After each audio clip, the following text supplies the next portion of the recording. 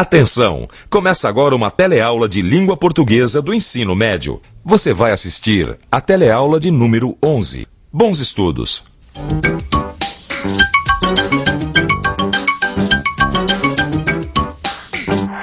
Na teleaula de hoje, você vai ver que existem algumas diferenças entre o português falado aqui e o falado em outros países. Vamos aprender um pouco mais sobre as variedades linguísticas e sobre a história da língua portuguesa. Falaremos também da importância e a influência da língua indígena no jeito que falamos o português no Brasil.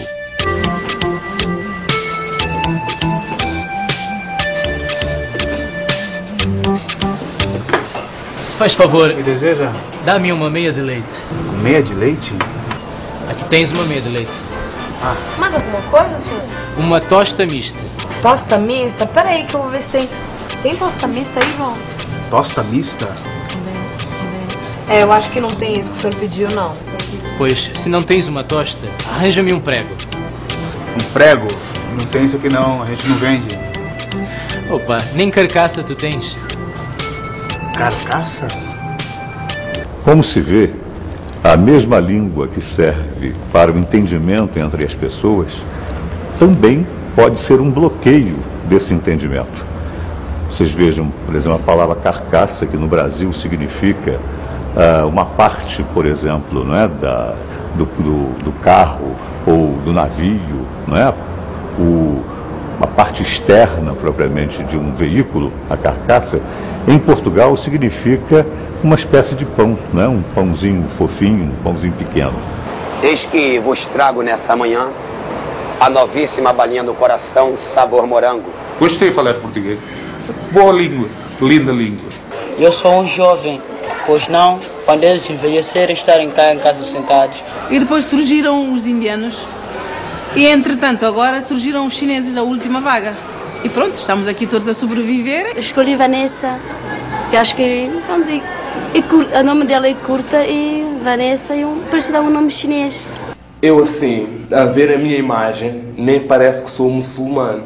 Eu acho que a língua portuguesa é hoje talvez uma das línguas europeias com maior vivacidade, com maior dinamismo.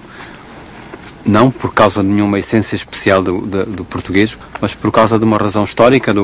Aconteceu o Brasil, em que, digamos que Portugal deu origem a um filho maior que o próprio pai, não é?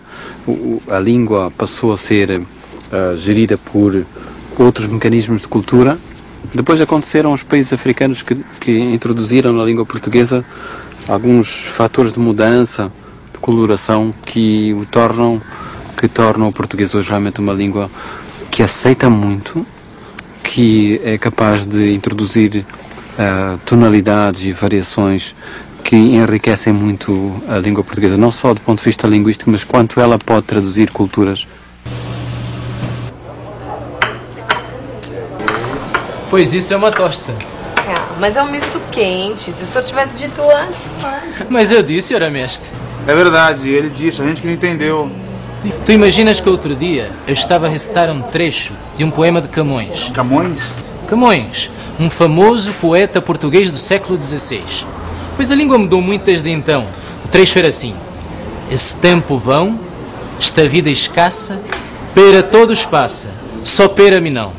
Tu acreditas que acharam que eu estava a falar de frutas? Pera, né? O Museu da Língua Portuguesa, em São Paulo, é um lugar onde as pessoas vêm para aprender um pouco mais sobre a nossa língua. Vamos perguntar como elas entendem o poema de Camões? Esse tempo vão, esta vida escassa, pera todos passa, só pera mim não.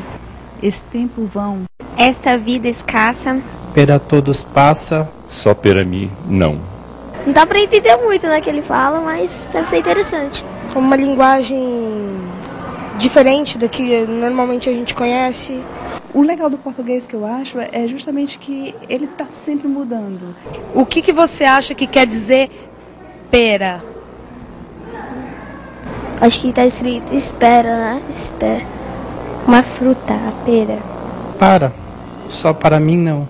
Nós sabemos que as línguas têm um nascimento muito misterioso ainda para a ciência e podem, dependendo da sociedade que as fala, se desenvolverem em outras línguas ou não. Os romanos foram se expandindo pelo mundo na criação do próprio Império Romano e, junto com o seu poder, junto com o seu exército, eles levavam a sua língua, que era a modalidade vulgar, popular do latim. Esta Europa Latina passou por um processo de expansão cultural, mas sobretudo comercial, no século XVI, que foram as grandes navegações. A expansão mercantil da Europa Latina trouxe por uma outra região o português aqui para o Brasil, o espanhol para todo o resto da América do Sul, América Central e grande parte da América do Norte, se constituiu a chamada América Latina. Por contraposição com a Europa Latina, essa América Latina é também chamada de România Nova, porque nós somos os herdeiros linguísticos dos romanos, nós somos descendentes dos romanos, pela língua e pela nossa cultura. O português é uma língua viva, que se transforma. E no Museu da Língua Portuguesa a gente pode aprender mais sobre suas origens e as diferentes formas como é falada e escrita atualmente. Olha só!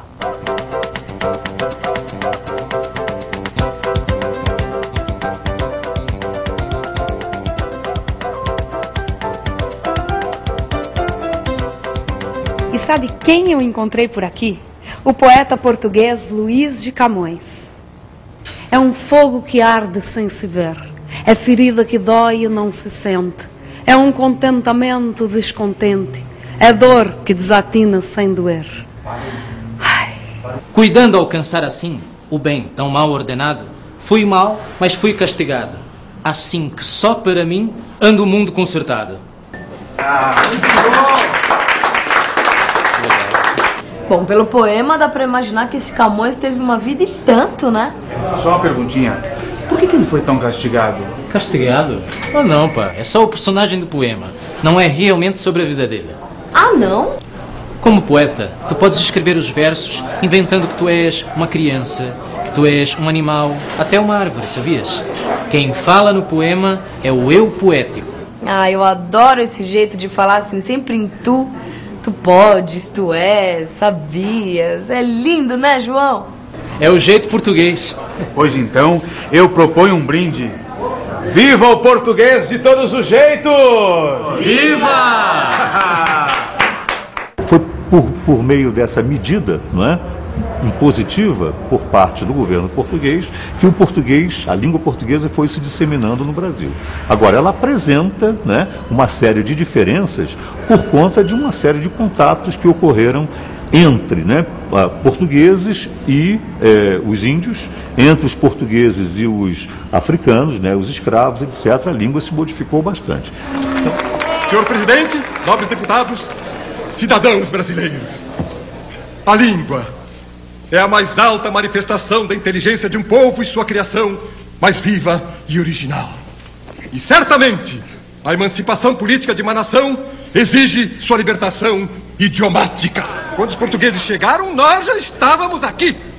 A língua dos índios é a verdadeira língua brasileira. Cupiçaba Nhengaupaba. Cupiçaba Nhengaupaba. Dizem que Pará, em Tupi, quer dizer rio caudaloso. Mogi-mirim, pequeno rio das cobras. E Paraíba, rio ruim. Piratininga significa peixes secos. Pirassununga, peixes roncadores. E Pirapora, o saltar dos peixes. Já Araçatuba é o mesmo que lugar onde há muito araçá. Ainda há muitas pistas de como o Tupi foi importante e uma grande influência para o português falado no Brasil. Do Tupi provém a língua geral paulista, que é a língua dos descendentes de portugueses cruzados com índios tupi. Dava para se entender com os índios e dava para se entender com os brancos. Hoje nós chamamos, mais especificamente, essa de língua geral paulista, para distinguir de outra língua geral que de maneira análoga se formou no norte do Brasil. Esta língua geral amazônica se constituiu de maneira análoga à da língua geral paulista, isto é, os portugueses, homens portugueses, casando com mulheres indígenas, só que neste caso com mulheres tupinambá.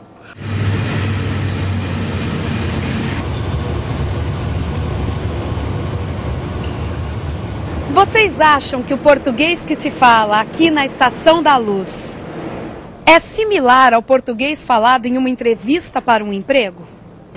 Não, porque se você vai numa empresa, você não vai falar da mesma maneira que você fala na rua, ou com alguns amigos, ou em qualquer outro lugar, né? Tem que ser uma linguagem mais culta, diferente. Você procura usar bem as palavras, procura que palavra você vai usar. Quando você está conversando com os amigos, não, você não se importa com isso. Porque tem que ser mais formal numa entrevista de emprego. E geralmente na rua, assim, eu sou mais espontâneo. E aí, firmeza, beleza, pá, como que tá e tal? Eu falo pro meu pai assim, senhor, senhora. Agora pro meu filho chama você, né? Aí até hoje, se eu chamar meu pai de você, ele dá bronca. Ele dá bronca. Mas mesmo aqui na Estação da Luz, a gente pode encontrar jeitos diferentes de falar o português. Quer ver? A Ronélia é da Bahia. Ronélia, como se diz lá em Vitória da Conquista quando uma coisa é muito boa? Ah, muito porreta. É gostosa, né? A gente diz que é muito maneiro. Oh, gente, que coisa, tomara que aconteça de novo. É massa, é fera. É legal, é firmeza. Trilegal, supimpa. Que palavras aqui que você estranha muito? Puxar o R, porta, portão. É estranho, lá na Bahia a gente não se usa isso. Cada região é um sotaque. E você acha que existe alguma palavra em português que só se fala lá no Acre, que você nunca ouviu em outro lugar do Brasil? Olha, eu acho que quando uma pessoa é muito alegre, espontânea, é gaiato. Eu nunca ouvi ninguém falar gaiato aqui em São Paulo ou em lugar nenhum. Eu acho uma palavra bem regional. Em Pedreira se fala de rochedo. Quando alguém te fala uma coisa que você está em dúvida para perguntar se é verdade mesmo, você fala, mas é de rochedo? Já, porque quando eu cheguei aqui em São Paulo, eu falava isso, nossa, o que é isso? Ficavam tirando comigo. E o que significa isso? Piá seria, aqui eles chamam mano, irmão, coisa assim. Tem sinistro também, que a gente usa muito, tanto com uma coisa boa quanto com uma coisa ruim. É isso. Por exemplo, em que frase você usaria sinistro? Por exemplo, da entrevista é muito sinistro. É muito bom, mas também é ruim. Manuel, o que você está achando da Estação da Luz? Opa, a Estação da Luz é bestial. Bestial? O que quer dizer isso? Bestial é uma coisa boa, uma coisa legal, fantástica, fenomenal. Quer dizer que bestial em português de Portugal é uma coisa muito boa. Uma coisa muito boa. Dizemos bestial. É uma língua que tinha de passar inevitavelmente teria de passar, claro, por transformações segundo os lugares onde a falam, as culturas, as influências. Mas isso não tira nada à evidência de que se trata do corpo da língua portuguesa, é um corpo espalhado pelo mundo. Não importa a situação. Todos nós, falantes da língua portuguesa, temos muitas coisas em comum. A língua é uma delas. E atenção, se liga aí que é hora da revisão. Na teleaula de hoje, nós vimos que existem algumas diferenças entre o português falado aqui e o falado em outros países. Aprendemos também que existem muitas variedades linguísticas, ou seja, a língua varia de acordo com as situações de comunicação. Conhecemos um pouco mais da história do nosso idioma, a língua portuguesa. E para terminar, aprendemos um pouco mais sobre a importância e a influência da língua indígena no jeito que falamos o português no Brasil. Para terminar, conto-vos uma curiosidade. Em Portugal, a tela de TV também se chama ecrã. Até breve.